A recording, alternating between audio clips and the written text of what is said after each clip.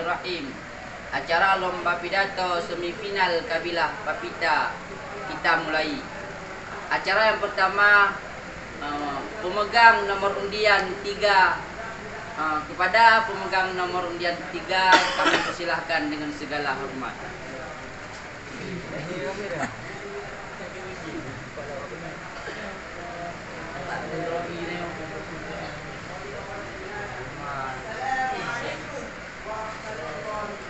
Assalamualaikum warahmatullahi wabarakatuh. Waalaikumsalam warahmatullahi wabarakatuh. Alhamdulillahil mannanul ladzi 'allamal insanal bayan. Wassalatu wassalamu ala sayyidi auladi adnana Muhammadin sallallahu alaihi wasallam. Alladzi hadahu Allahu bil Qur'an wa ala alihi wa sahbihi wa tabi'it tabi'in wa tabi'ihim alladzi ayyadahu Allahu bil Qur'an. Qala Allah ta'ala fil Qur'anil Karim, a'udzu billahi minasy syaithanir rajim. Bismillahirrahmanirrahim. Hatta idza atau ala wadin naml qalat namlatun ya ayyuhan namlu udkhulu masakinakum la yahtimannakum Sulaiman wa junuduhu wa hum la yashurun. Qala an-nabiy sallallahu alaihi wasallam fil hadits al-islamu kal jasadil wahid. Shadaqallahul azim wa sadaqa rasuluhu nabil karim wa nahnu ala dzalika minasy syahidin wa syakirin. Rabbi shrah li sadri wa yassir li amri wahlul 'uqdatam min lisani yafqahu qawli. Amma sesudah mengucapkan basmalah, hamdalah, salah dan salam, kata-kata takdim penghormatan yang pertama sekali yaitu kepada dewan juri yang arif dan bijaksana. Selanjutnya mengalir kepada pendai-pendai yang mahir berpidato untuk bangsa, agama dan negeri. Dan yang teristimewa kepada ma'asyiral muslimin sedang talabahnya Allah muliakan. Ma'asyiral muslimin, dewan hakim yang kami muliakan. Allah Maha Pencipta yang telah menciptakan miliaran makhluk yang bernama binatang. Ada yang sangat besar dengan sebutan fil yaitu gajah, dan ada yang sangat kecil yang tak dapat dilihat dengan mata, juga tak dapat dilihat dengan kacamata, tapi harus dilihat dengan sebuah alat yang bernama mikroskop. Binatang apa, saudaraku? Ia adalah kuman. Namun dari sekian banyaknya makhluk, ada satu makhluk yang telah Allah istimewakan namanya dalam Al-Quran. Bukan karena bentuknya yang besar ataupun harganya yang mahal. Ia adalah makhluk yang sering kita pijak, kita ganggu, mungkin karena kita tak tahu seberapa besar keutamaannya. Tahukah saudara apa makhluk tersebut? Ya. Maka oleh karena demikian, kami ingin mengutarakan sebuah pidato dengan judul Keistimewaan Sang Semut. Ma'asyiral muslimin, dewan hakim yang kami muliakan. Siapa yang tak kenal dengan semut? Binatang kecil yang berwarna hitam adapun merah, yang selalu ada di kala ada gula. Bahkan peribahasa pun pernah berkata, tak ada gula yang tak ada semut. Maka saking banyaknya semut sehingga hampir tak ada manusia yang tak kenal dengan semut. Betul? Betul. Saking istimewanya sang semut, makanya Allah mengabadikan nama sang semut untuk menjadi nama satu surat dalam Al-Quran dengan nama An-Nam yang berarti semut. Bahkan dalam sebuah kisah dalam Al-Quran, kisah Nabi Sulaiman dan tentaranya sedang melintasi sebuah jalan, di mana jalan yang dilihat tersebut banyak gerombolan semut, sehingga seekor semut berkata, "Hai semut-semut, masuklah ke dalam sarang-sarangmu agar kamu tidak diinjak oleh Sulaiman." Sebagaimana Allah telah abadikan dalam Al-Quran surat An-Naml ayat 18 yang bunyinya ialah, A'udzu billahi minasy syaithanir rajim. Bismillahirrahmanirrahim. Hatta idza atau ala wadin naml qalat namlatu ya ayyuhan namlu udkhulu masakinakum la yahtimannakum Sulaiman wa junuduhu wa hum la yashurun. Yang artinya, hingga apabila mereka sampai ke lebah semut, berkatalah seekor semut, "Hai semut-semut, masuklah ke dalam sarang-sarangmu agar kamu tidak diinjak oleh Sulaiman dan tentaranya." Sedangkan mereka tidak menjadinya. Apa itu?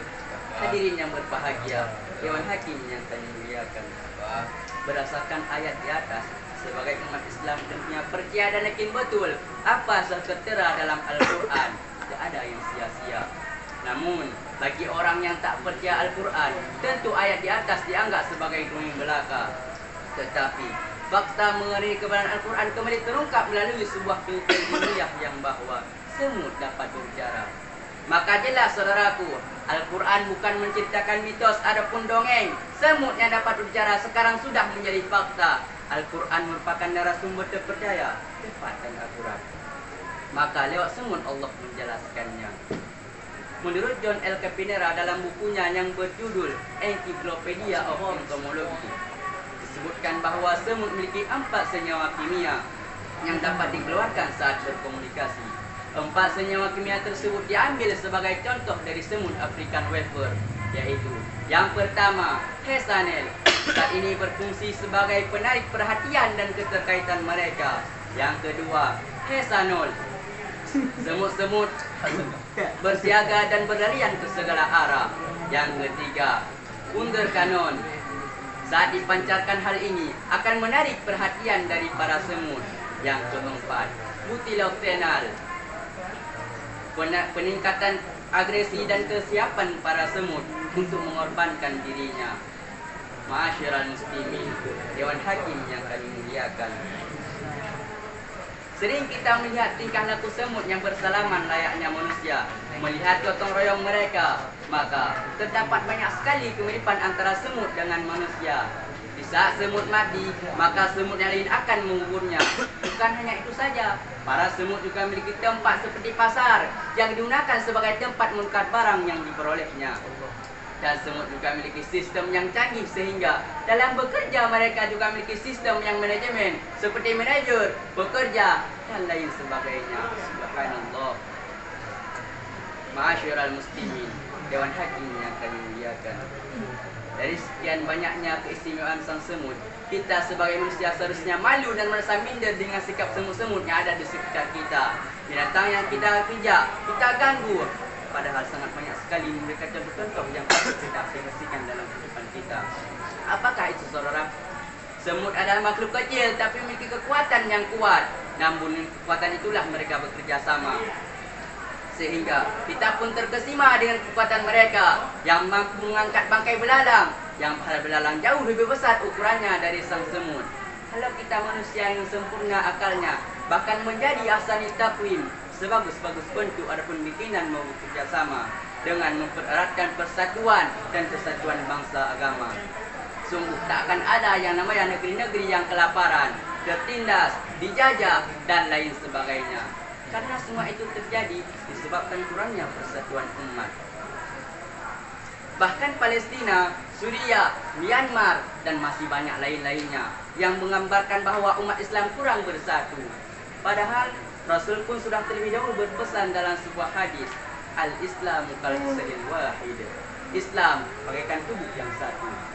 Maka dari hadis telah terlihat bahwa Rasul memperingatkan umatnya untuk saling bersatu, saling membantu. Tidaklah tubuh dikala yang sakit, maka seluruh tubuh juga merasakan sakit.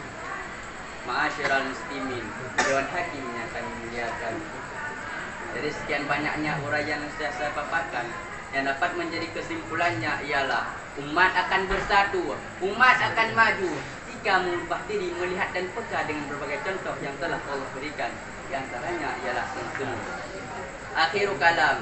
Assalamualaikum warahmatullahi wabarakatuh. Waalaikumsalam warahmatullahi Sembilan dulu baca semut. Barisan baca juga. Peserta yang tadi, peserta yang memegangi nomor undian 3 yang bernama Tunku Faisal dari Belanda. Kemudian peserta yang selanjutnya yaitu peserta yang memegang nomor undian 2.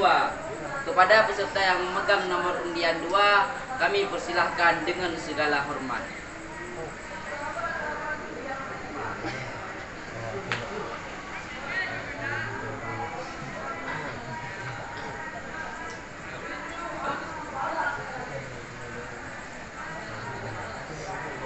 Assalamualaikum warahmatullahi wabarakatuh.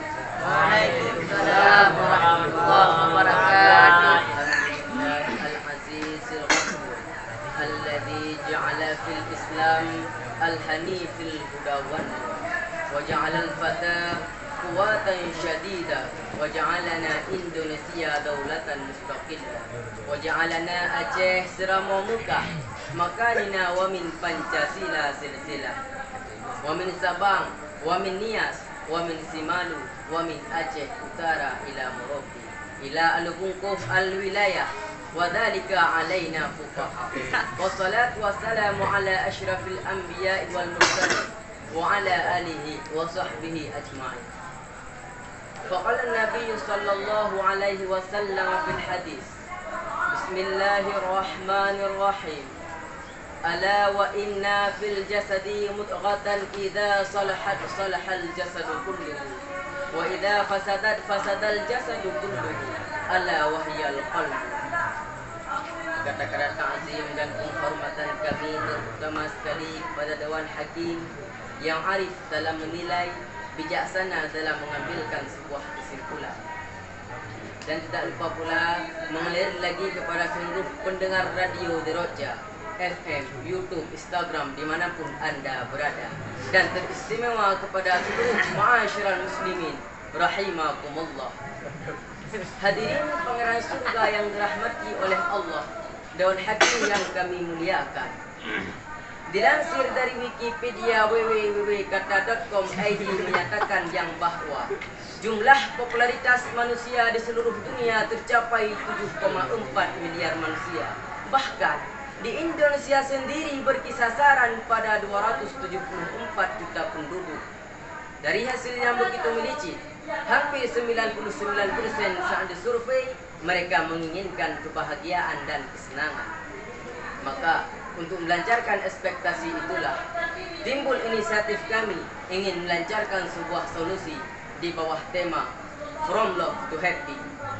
Hadirin pangeran surga yang dirahmati oleh Allah, Dewan Hakim yang kami muliakan, telah kita ketahui bersama bahwa Allah adalah sebaik-baik desainer, sehingga mampu mendesain manusia dengan bentuk yang paling mantul, dengan bentuk screenable. Di samping Allah menghiasi manusia dengan akal dan nafsu, dan Allah mendesain sebuah keistimewaan yang ada pada setiap keindividuan manusia, yang bila keistimewaan itu dihiasi oleh hal-hal yang berbau kebaikan, maka akan baik pula lah kehidupannya. Begitu pula sebaliknya. Senada dengan sabda Nabi sallallahu alaihi wasallam, Bismillahirrahmanirrahim. Ala wa inna fil jasadi mudghatan idza salahat salahal jasadu kulluhu wa idza fasadat fasadal jasadu kulluhu ala wa hiyal qalb. Ketahuilah, di dalam jasad terdapat segumpal darah, yang bila elok segumpal darah itu, maka elok pula lah seluruh jasadnya. Dan bila rusak segumpal darah itu, maka rusak pula lah seluruh jasadnya. Ketahuilah, segumpal darah itu adalah hati. Hadis riwayat Bukhari nomor 59 dan Muslim nomor 1599. Dari redaksi hadis tersebut dapat kita pahami yang bahwa faktor utama untuk mendapatkan kebahagiaan dan kesenangan adalah hati. Karena hati adalah raja yang tentunya akan dikawal oleh bodyguard-bodyguardnya. Bagus perintahnya, maka akan bagus pula yang dilakukan anak buahnya. Buruk perintahnya, juga begitu pula yang dilakukan anak buahnya. Akan tetapi mayoritas manusia salah dalam merealisasikannya. Mereka menanamkan bibit yang tidak bermutu, bibit yang tidak berkualitas. Namimah contohnya, ujub, ria, takabur, dengki dan lain sebagainya. Sehingga konsekuensinya maraknya terjadi pembunuhan, pemerkosaan, pertengkaran, penipuan dan berbagai macam insiden lainnya. Maka tugas kita sekarang adalah memberantas itu semua dengan tutorial yang disajikan oleh para ulama. Caranya adalah putusin mereka semua, jadikanlah mereka sebagai mantan dan buang pada tempatnya. Cepatin move on-nya dan cari pacar baru. Ingat, lupakan mantan walaupun manis diingatan. Terus siapa pacar baru kita yang telah direkomendasikan oleh para ulama? tentu tak lain adalah tawadu, dermawan, sabar, qanaah, dan yang paling fundamental dari itu semua adalah love, yaitu cinta. Kenapa cinta? Karena tawadu, dermawan, sabar, bahkan iman itu sendiri tak bakal ada tanpa adanya cinta. Orang yang kaya tak bakal jadi kaya tanpa adanya cinta. Usaha dan cinta menjadi harta. Orang yang alim tak bakal jadi alim tanpa adanya cinta. Belajar dan cinta menggali ilmu. Intinya, cinta merupakan modal utama dalam berbagai macam aspek kehidupan. Pertanyaannya adalah, kepada siapa mesti kita cinta? Ada sebahagian manusia yang cinta kepada harta, sehingga seluruh waktunya dihabiskan untuk mencari harta, dan tanpa terasa ajal pun telah tiba. Ahli waris pun sangat berbahagia karena yang diimpikan sudah menjadi miliknya. Ada sebahagian yang lain yang cinta kepada manusia, bukan orang tuanya, bukan juga gurunya, tapi gebetan barunya. Dikasih, disayang, dicium, dipegang, kadang-kadang diberi perhatian. Pas tanya kenapa? Biar peka katanya. 1 jam tanpa kabar khawatirnya bukan main. Sehari tak berjumpa, rasanya udah setahun aja. Pasti pak waktunya makan, langsung dikasih pertanyaan. Ya, udah makan dulu. Kampret! Orang tua yang sudah pingsan gak ada yang merhatiin. Jancu, anak macam apa kau ini?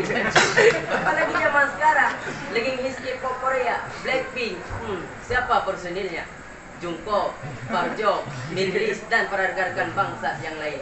Hingga dapat membuat warga plus 64% begitu bergairah. Mulai yang baru lahir sampai yang dah bertanah untuk joget. Saking cintanya mereka. Astagfirullah. Taubat brother, taubat. Nabi bersabda, almar'u ma'aman ahabba. Seseorang akan berada bersama orang yang dicintainya. Hadis riwayat Bukhari dan Muslim. Hadirin pangeran surga yang dirahmati oleh Allah dan hakim yang kami muliakan. Kau cinta K-pop Korea, kau akan berada bersamanya di neraka. Kau cinta Nabi, kau akan berada bersamanya di surga, di ruangan VVIP, very important person. Bukankah itu kebahagiaan yang kita cari? Hadirin dewan hakim yang kami muliakan. Kau cinta Nabi, berarti kau telah cinta kepada Allah. Di saat kau telah cinta kepada Allah, berarti kau telah bersyukur terhadap apa yang diberikan olehnya. Maka di rasa syukur itulah terletak kebahagiaan yang luar biasa. Amazing the moment within Krishna jalaran sang Pukuleno. Cinta tumbuh karena sering berjumpa. Itulah ungkapan orang Jawa. Kau cinta pacar, banyakin sayangnya. Kau cinta kawan, banyakin kirimannya. Kau cinta Nabi, banyakin salawatnya. Kau cinta kepada Allah, banyakin ibadahnya. Sebagaimana kata Syekh Wahbah Az-Zuhaili, ulama dari Syria menyatakan, min alamatin nahahil husnil alaqati billahi azza wa jalla. Salah satu tanda kebahagiaan adalah bagus koneksi dengan Allah azza wa jalla. Hanya demikian yang dapat kami sampaikan. Adapun yang menjadi bingkisannya adalah happy end di dunia, adapun di akhirat sangatlah ditentukan oleh rasa cinta. Cinta yang terletak dalam hati. Bagus bibit yang kita tanam, maka akan bagus pula hasilnya yang kita dapatkan. Maka marilah teman-teman sekalian, tanamkanlah rasa cinta, karena cinta adalah pilar utama untuk mendapatkan kebahagiaan lainnya. Undur mangqala wala tansa mangqala. Assalamualaikum warahmatullahi wabarakatuh. Waalaikumsalam warahmatullahi wabarakatuh.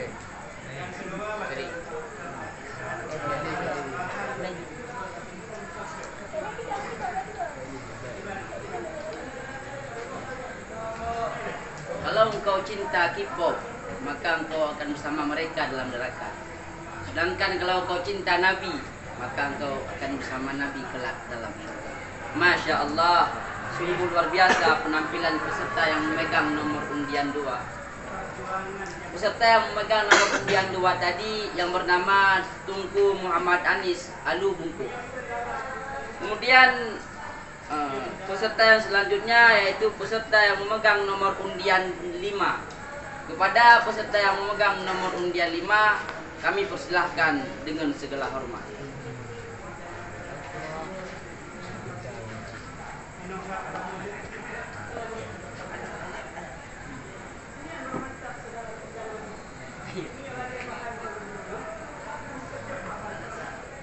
Assalamualaikum warahmatullahi ta'ala wabarakatuh. Waalaikumsalam warahmatullahi wabarakatuh. Alhamdulillahilladzi ba'atha Muhammadan nabiyyan wa rasulah alladzi waladathu ummuhu bi Makkahal Mukarramah thumma amarahu bil hijrati ilal Madinatil Munawwarah linashri dinil islamiyyah ubiya fiha wa duqina fiha. Allahumma salli wa sallim ala sayyidina Muhammad wa ala alihi wa sahbihi ajma'in. Faqala Allah Ta'ala fil Qur'anil Karim, A'udzu billahi minasy syaithanir rajim. Bismillahirrahmanirrahim. Khatamallahu ala qulubihim wa ala sam'ihim wa ala absarihim ghishawatun wa lahum 'adzabun 'adzim. Wa qala an-nabiy sallallahu alaihi wasallam fil hadits, ala wa inna fil jasadi mudghah idza saluhat saluhal jasadu kulluh wa idza fasadat fasadal jasadu kulluh ala wa huwa al-qalb. Sadaqallahul azim wa sadaqa rasuluhun nabiyul habibul karim. Rabbi shrah li sadri wa yassir li amri wahlul 'uqdatam min lisani yafqahu qawli. Amma ba'd. Sesudah mengucapkan basmalah, hamdalah, salah dan salam, penghormatan kami yang mulia kepada Dewan Juri, kemudian penghormatan kami yang mulia kepada para dai yang akan menyambungkan dakwah Rasulullah Sallallahu Alaihi Wasallam, dan khususnya kepada hadirin kaum muslimin sedang talabah yang dirahmati oleh Allah Subhanahu wa Ta'ala. Para ulama mengumpamakan hati bagaikan seorang raja. Berarti organ tubuh lainnya adalah bagaikan rakyat, sehingga keadaan rakyat tergantung bagaimana keadaan pemimpin. Bila pimpinannya baik, soleh, maka barang pasti rakyat pun akan menjadi rakyat-rakyat yang soleh dan taat kepada Allah Subhanahu wa Ta'ala. Betul nggak? Betul. Maka oleh karena demikianlah pada malam yang berbahagia ini kami ingin menyampaikan sebuah pidato. Telah kami beri judul hati-hati dengan hati. Ma'asyiral muslimin, dewan juri yang kami muliakan. Hati dalam bahasa Arab disebut dengan kalbu. Adalah sesuatu yang sifatnya fleksibel, sangat mudah berbolak-balik, bertukar-tukar, dan hati juga adalah tempat di mana tersimpannya rasa sayang, rasa rindu, rasa cinta, bahkan rasa benci pun tersimpan di dalam hati. Sehingga kita tak heran saudaraku, kadang-kadang seorang hari ini mencintai, besok berubah menjadi benci, karena memang sesuatu yang dari hati itu sangat mudah berganti. Hari ini banyak kita temukan orang-orang yang takut pada hati dan orang-orang yang tak ingin sakit. Saya mau bertanya kepada kalian semua, kalian ada nggak merasa takut sakit hati? Ada kala pada hati takut nggak? Sebenarnya yang perlu kita takutkan bukanlah sakit hati dan bukanlah pada hati, namun sebuah firman Allah dalam Al-Quran surat Al-Baqarah ayat 7 yang berbunyi, A'udzubillahi minasyaitonir rajim. Bismillahirrahmanirrahim. Khatamallahu ala qulubihim wa ala sam'ihim wa ala absarihim ghishawatun wa lahum 'adzabun 'adzim. Telah membuat tutupan oleh Allah di atas hati-hati mereka, dan di atas pendengaran mereka, dan di atas penglihatan mereka, dan bagi mereka akan mendapat azab yang berat. Ini yang perlu dikatakan wahai saudaraku. Kalau mulut kita disusupi dengan masker, mungkin kita yang belum terbiasa memakai masker yang terganggu cuma pernafasan. Betul nggak? Betul. Ya, kalau Allah menutupi hati kita, pendengaran kita, penglihatan kita, maka ini adalah musibah paling besar. Kenapa saya katakan musibah saudaraku? Dikarenakan kalau hati kita telah ditutupi, disumbat oleh Allah, maka kita tak akan lagi bisa mendengar suaranya, tak lagi bisa melihat tanda-tanda kekuasaannya. Nah, bukankah ini adalah musibah yang paling besar? Mengingat bahwa hikmah kita berada di muka bumi ini adalah liya'budun, untuk mengabdi kepada Allah Subhanahu wa Ta'ala. Lalu bagaimanakah saudaraku? Bagaimanakah kita bisa mengabdi kalau hati kita telah tertutupi? Sedangkan alat pengabdian kita kepada Allah adalah hati. Rasulullah Sallallahu Alaihi Wasallam bersabda dalam satu hadis, Innallaha la yanzuru ila ajsamikum wala ila suwarikum walakin yanzuru ila qulubikum wa a'malikum. Rawahul Muslim. Di dalam setiap sejatinya Allah la yanzuru ila ajsamikum. Allah tidak melihat pada tubuh ataupun jasad kalian, dan juga tidak melihat pada wajah kalian. Walakin yanzuru ila qulubikum wa a'malikum. Tetapi yang melihat pada hati dan amal kalian. Rawahul Muslim, hadis yang diriwayatkan oleh Muslim. Saudara-saudaraku sekalian, dewan juri yang saya muliakan, ada seorang sahabat yang datang kepada Ummu Salamah, istri baginda Rasul. Dia bertanya, wahai Ummu Salamah, doa apakah yang dibaca oleh baginda Rasul?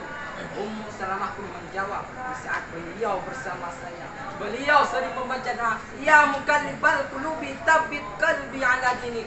Wahai yang maha membolak-balikkan hati, tetapkanlah hatiku atas agamamu. Lalu Ummu Salamah pun bertanya kepada Rasulullah mengenai doa tadi. Rasul pun menjawab, ya Ummu Salamah, wahai Ummu Salamah, ketahuilah bahwa seluruh hati anak Adam itu berada dalam genggaman Allah, sehingga siapa saja yang Allah kehendaki hidup dalam kemuliaan iman sampai mati pun dia akan membawa iman, dan siapa saja yang Allah kehendaki hidup dalam kesesatan maka Allah akan menyingkirkan hatinya dalam kesesatan. Ingat saudaraku, innallaha ala kulli syai'in qadir. Allah sanggup untuk melakukan segalanya. Sekarang boleh saja kita berbangga hati karena kita menjadi hamba-hamba Tuhan Allah. Allah pilih kita menjadi sang penuntut ilmu. Menjadi apa saudaraku? Sang penuntut ilmu. Jadi calon pewaris para nabi, al-ulama warisatul anbiya. Kita bisa jadi predikat kemuliaan itu Allah cabut dari pewaris para nabi, Allah ganti menjadi pewaris muslim. Mudah saja bagi Allah.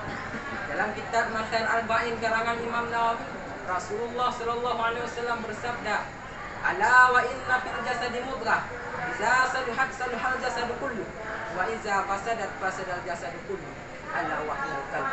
Rawahu Bukhari Muslim. Di dalam setiap tubuh manusia ada terdapat segumpal daging. Bila seandainya daging itu baik, maka seluruh tubuh akan ikut menjadi baik. Sebaliknya, bila daging itu rusak, maka seluruh tubuh akan ikut menjadi rusak. Daging itu adalah hati. Hadis yang diriwayatkan oleh Bukhari dan Muslim. Masyaallah muslimin, dewan dunia. Saudaraku sekalian, kalau wajah kita yang rusak, kulit kita yang bengkak, tidaklah terlalu bermasalah. Karena agama kita masih tegak, hubungan kita dengan Allah Ta'ala masih terikat. Tetapi saudaraku, kalau hati kita yang mati, hati kita yang rusak, maka agama kita akan ribut rusak. Hubungan kita dengan Allah Ta'ala akan berantakan. Dari sekian banyaknya yang telah saya sampaikan, dapat kita simpulkan dalam sebuah inti saja. Organ tubuh yang paling netral perannya adalah hati. Baik buruknya manusia ditentukan oleh hati. Bahagia dan menderitanya manusia ditentukan oleh hati. Maka marilah sama-sama kita berhati-hati dengan hati, dan semoga kita dibersihkan hati oleh Allah Subhanahu wa taala. Amin. Amin ya rabbal alamin. Hanya sekian yang dapat saya sampaikan.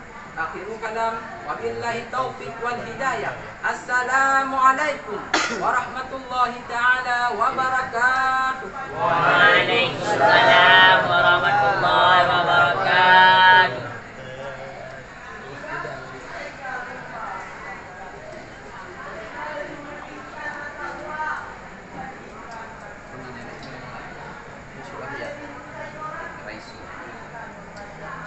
Musibah yang paling besar bukanlah patah hati, saudara. Bukanlah sakit hati. Akan tetapi musibah yang paling besar adalah khatamallah ala qulubihim. Ditutupnya pintu hati oleh Allah Subhanahu wa taala. Peserta yang memegang nomor undian 5 tadi yaitu yang bernama Tunku Raisul Akhyar dari Landik. Kemudian peserta selanjutnya yaitu yang memegang nomor undian 4. Kepada peserta yang memegang nomor undian 4, kami persilahkan dengan segala hormat.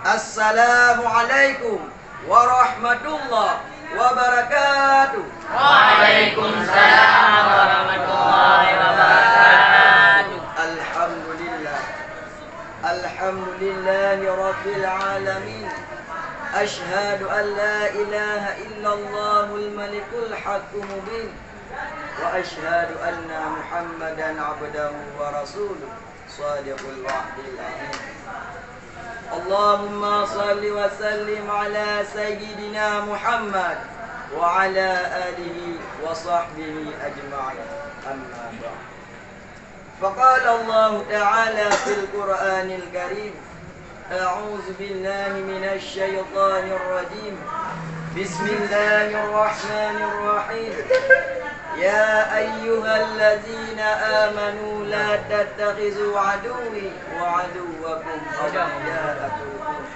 إليهم بالمودة وقد كفروا بما جاءكم من الحق صدق الله العظيم ربي اشرح لي صدري ويسر لي أمري واحلل عقدة من لساني يفقهوا قولي.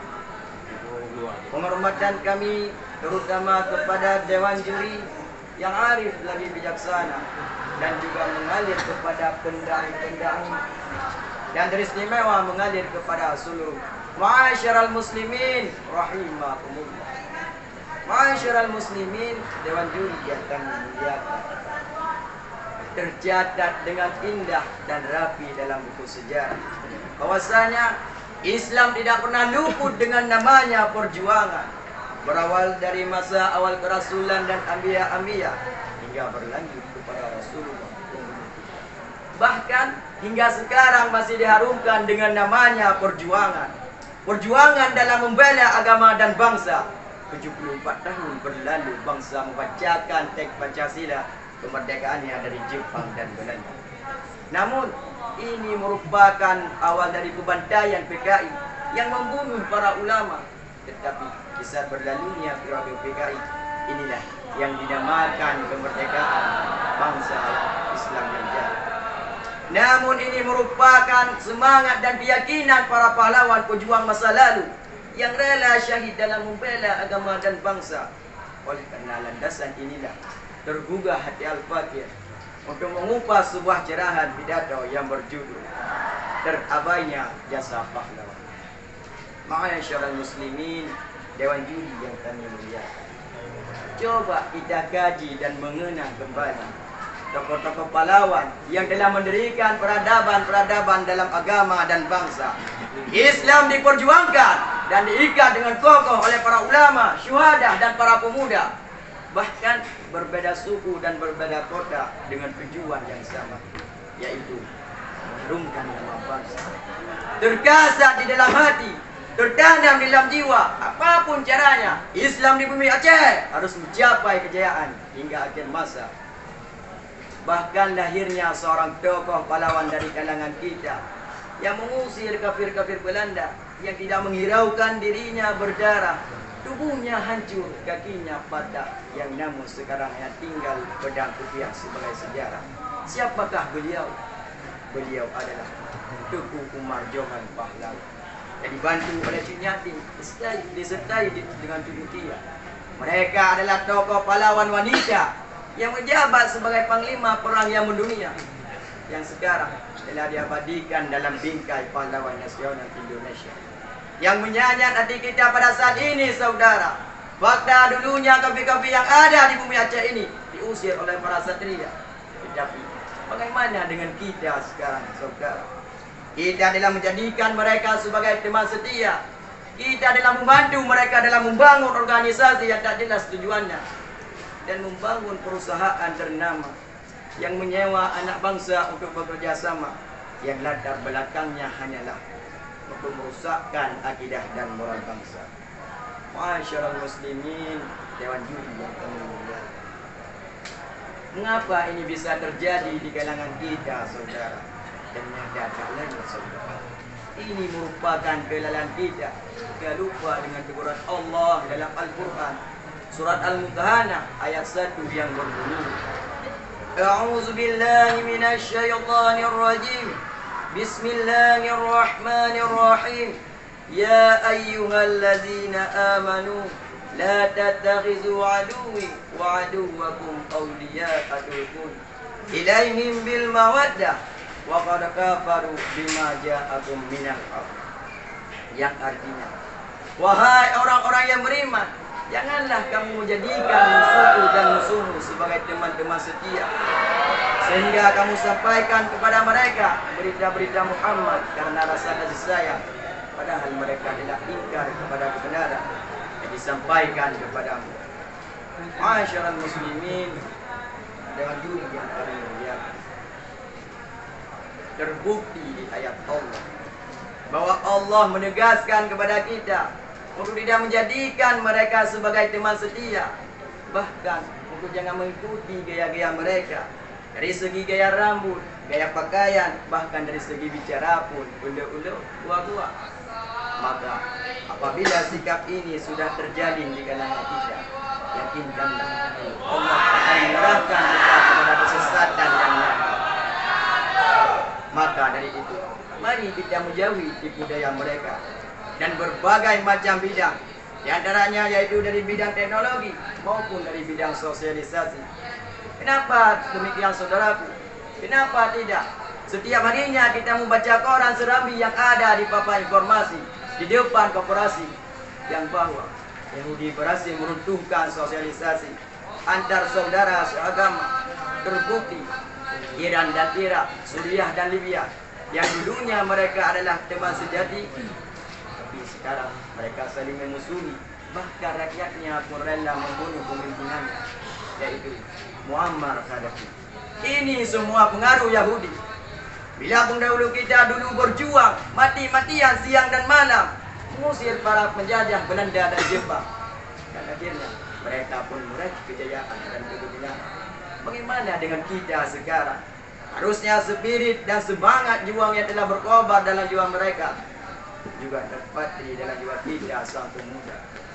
Bila idatu kita sangat benci dan anti dengan Yahudi, kenapa kita malah mengatri ingin menjadikan teman sejati sehidup semati?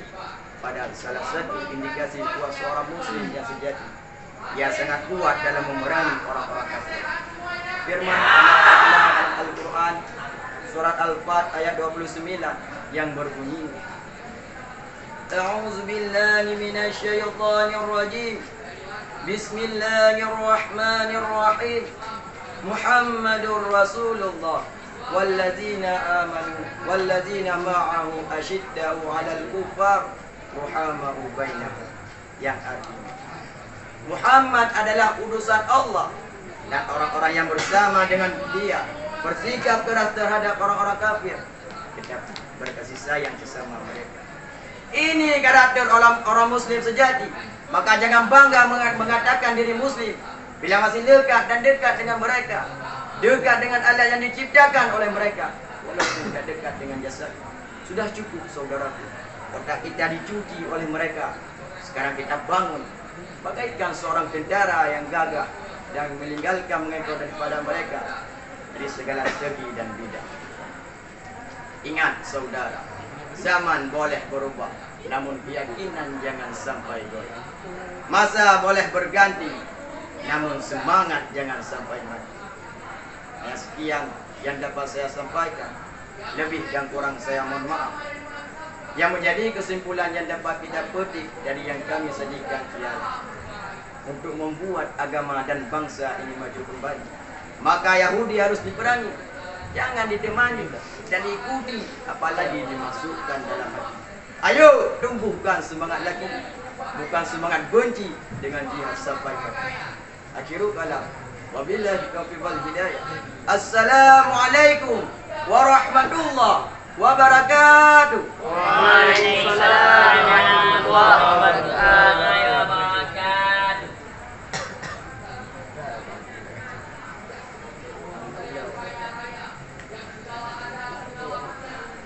Masya Allah, sungguh luar biasa penampilan pemegang nomor undian 4 tadi.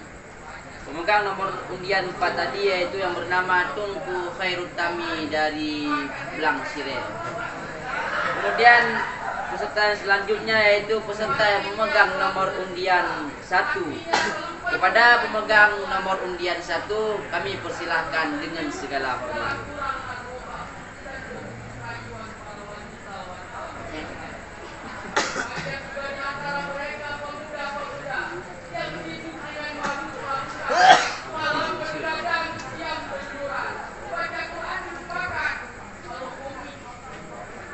Assalamualaikum warahmatullahi wabarakatuh. Waalaikumsalam warahmatullahi wabarakatuh.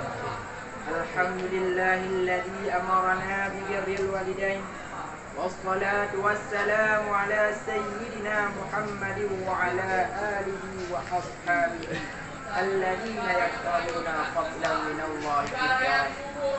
Qala Allah ta'ala fil Qur'anil Karim. A'udzu billahi minasyaitonir rajim. Bismillahirrahmanirrahim. Wa qadha rabbuka alla ta'buduna illa iyyahu wa bil walidayni ihsana. Imma yablughanna 'indakal kibara ahaduhuma aw kilahuma fala taqul lahumā uffin wa la tanharhumā wa qul lahumā qawlan karīmā. Kata-kata ta'zim dan ikraman yang pertama sekali kepada Dewan Hakim yang arif lagi bijaksana, kemudian kepada para pendai yang seperjuangan, umumnya kepada ma'asyaral muslimin rahimakumullah. Ma'asyaral muslimin rahimakumullah. Anak yang merupakan samratul qulub, sebuah hati belahan jantung, penerus cita dan cerita setiap orang tua, ini telah menodai sejarah peradaban dunia.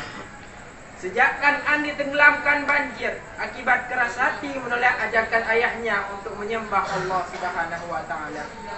Alkamah sulit menghembuskan nafas terakhirnya akibat lebih memuliakan istrinya yang cantik jelita daripada orang tuanya yang tua renta.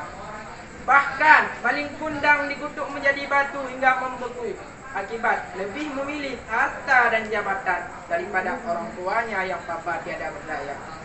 Akan tetapi kejahatan Kan'an, Alkamah dan maling kundang belum seberapa jika dibandingkan dengan kejahatan anak-anak terhadap orang tuanya di abad ini.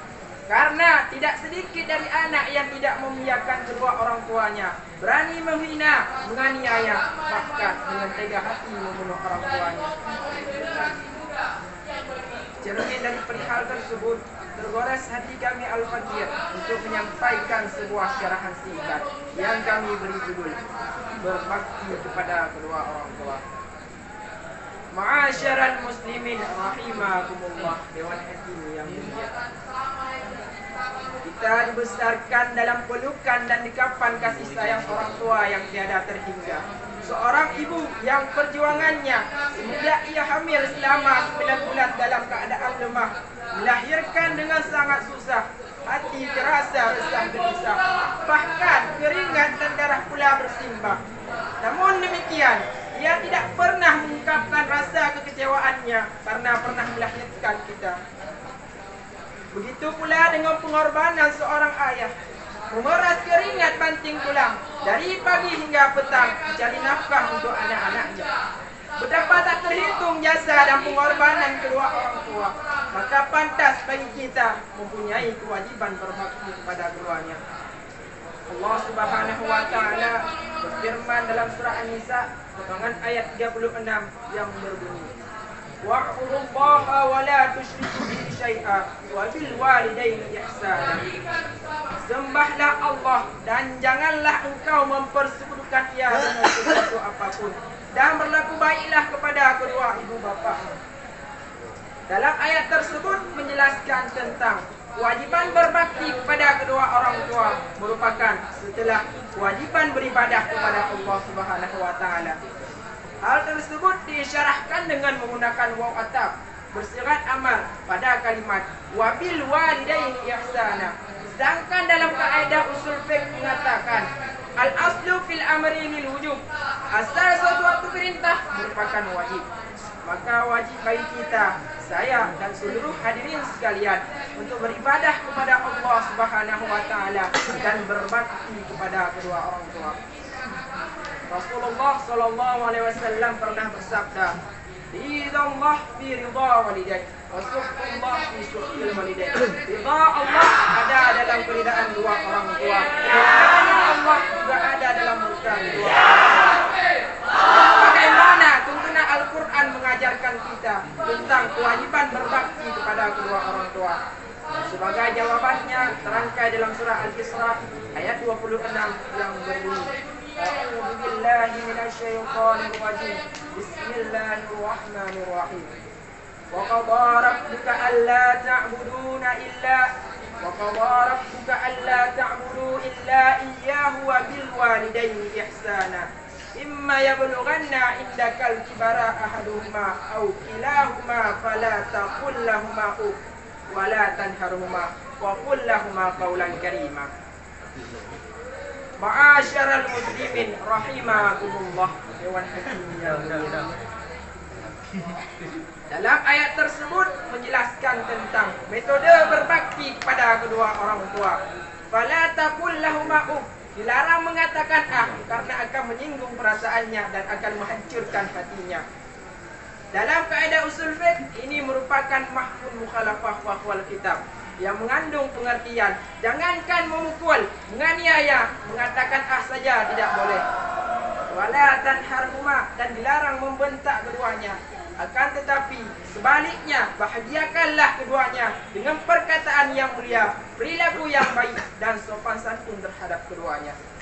Syekh Abi Abdullah Abdurrahman bin Nasir dalam tafsir As-Sa'di menjelaskan wabil walidaini ihsana ay ahsanu ilaihima bi ihsani qaulil karim wa fi'lil jamil bi ta'ati amriha wa jitinabi nahihima.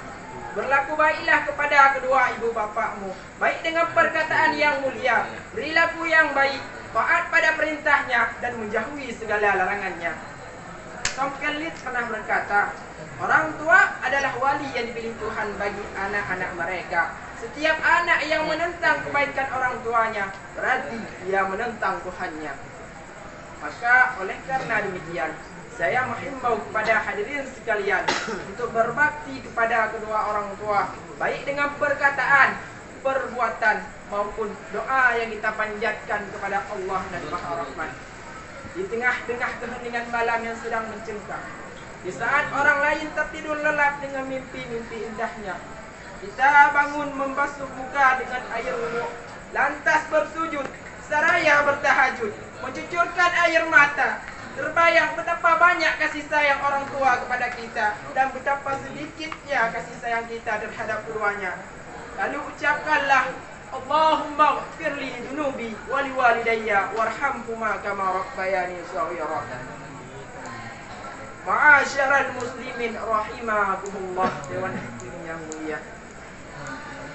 Demikian yang dapat saya sampaikan.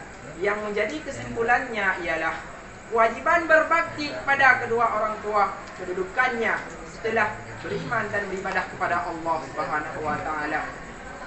Ini menjadi bukti tingginya kewajiban berbakti kepada kedua orang tua. Maka oleh karena demikian, janganlah sekali-kali melukai hati kedua orang tua kita, baik dengan perkataan, sikap maupun perbuatan. Tapi sebaliknya, bahagiakanlah keduanya. Niscaya Allah akan memberi keberkahan bagi kita, baik di dunia kini maupun di akhirat nanti. Amin ya Allah, amin ya Rabbal Alamin. Akhirul kalam, Assalamualaikum warahmatullahi wabarakatuh. Waalaikumsalam.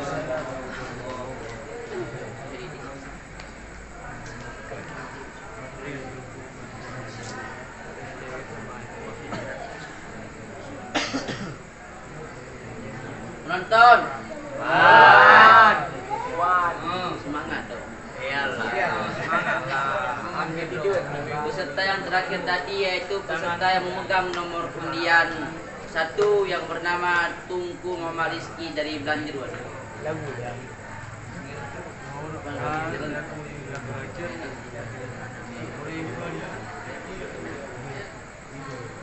Mungkin untuk menghibur penonton kita minta sebuah lagu daripada Tunku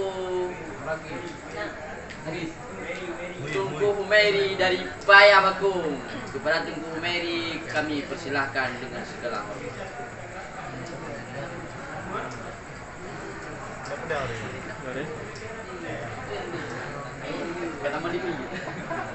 Assalamualaikum warahmatullahi wabarakatuh.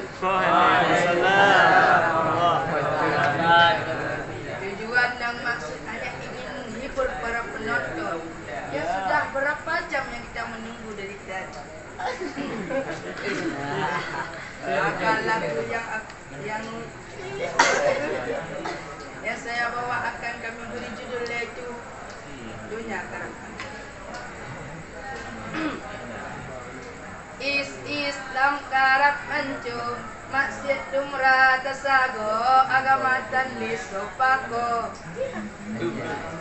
Islam karap rele rata sago dupur bujai agama tan lisopikele. Yang muda-muda lalongan HP, yang manya-manya anak jabut le, yang dua-dua sit lalo bak desa be. Dung kajahe dung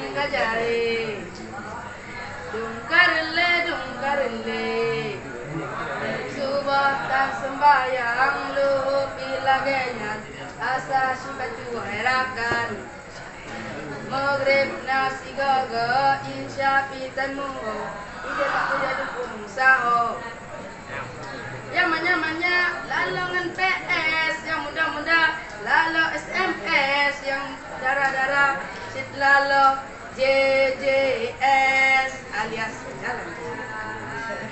Kajahe dung kajahe, dung karle. Hanya inilah yang bisa lantunkan.